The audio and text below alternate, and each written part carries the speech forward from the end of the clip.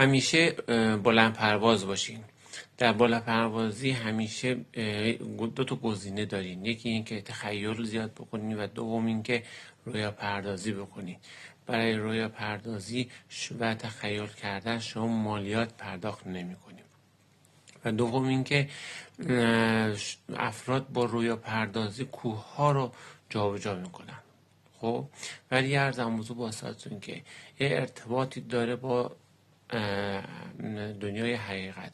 در دنیای حقیقت ارزم موضوع شما که باید حتما برای جابجایی کوه ها توان مالی داشته باشید و ارتباط مستقیمی داره با پول، که وقتی که شما بخواید کوه رو جابجا کنید یعنی باید حتما گزینه توانستن و توانایی رو باید داشته باشید، توانایی مالی، توانایی جسمی، توانایی روحی.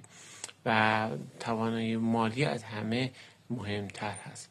پس در رویاهاتون به هر هدفی که بخواید میتونید برسید، در تخیلتون به هر هدفی که بخواید میتوانید برسید.